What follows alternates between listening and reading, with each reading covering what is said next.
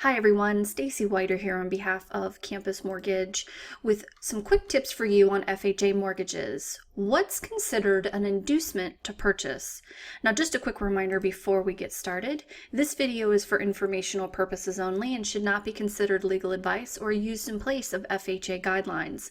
Also, this video was issued on January 2nd, 2018, and the information contained in this video is subject to change without notice. Inducements to purchase. These are certain expenses paid by the seller or other interested parties on behalf of the borrower. And I'm going to show you some examples here in just a second. But if an item is considered an inducement to purchase, it does require a dollar-for-dollar reduction to the purchase price.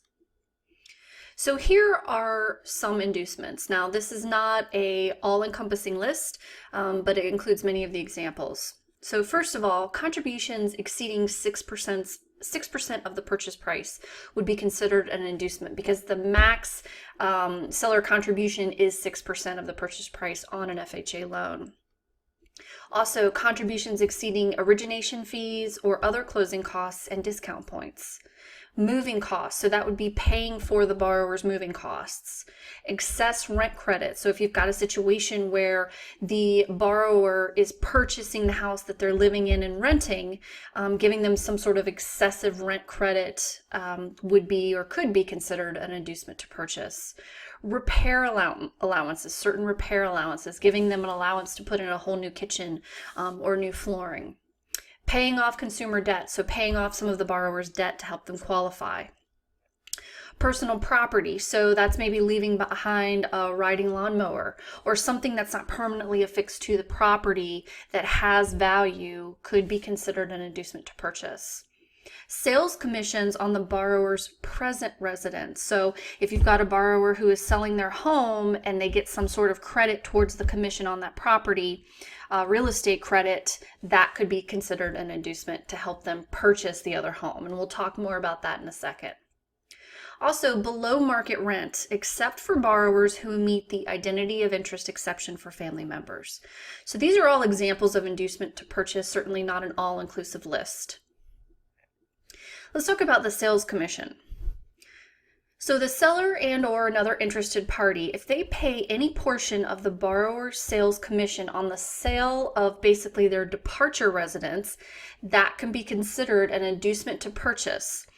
Also, if the borrower is not paying any real estate commissions on the sale of their departure residence, and the same broker or agents are involved in the sale or purchase of the new home, and the seller is paying real estate commissions, the home being purchased, which exceeds that which is typical for the area. So in other words, if you have a real estate agent who is maybe cutting their commission in half on the departure residence or the sale of the departure residence so that that person is purchasing a new home that they're involved in the transaction, and that's not typical for the area, that could certainly be considered an inducement to purchase. Rent below fair market value. So if the sales agreement shows that the borrower has been living in the property rent-free or has an arrangement to occupy the property at a rental amount considerably below fair market, that could also be considered an inducement to purchase. Now, the only exception to this would be in a new construction scenario where you have a home and a builder that has not met the date that they originally promised to complete the home. In that case, if the builder would let the borrower move into another property or another unit while they're waiting for theirs to be built at a below market rate, that could be an exception and would not be considered an inducement to purchase.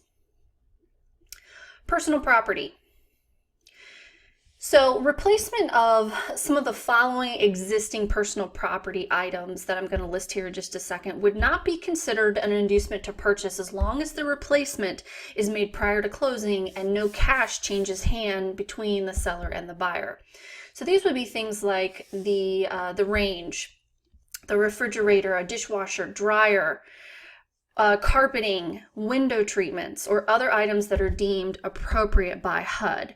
So what this is saying is that if the seller is leaving behind their riding lawnmower that could be considered an inducement to purchase, more than likely, because it's not something that's attached to the house.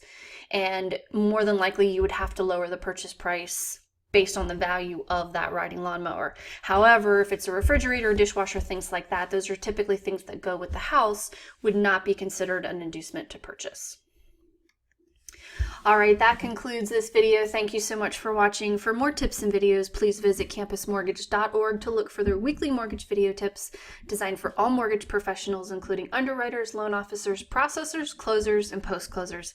Have a great day and Happy New Year. See you next time. Bye-bye.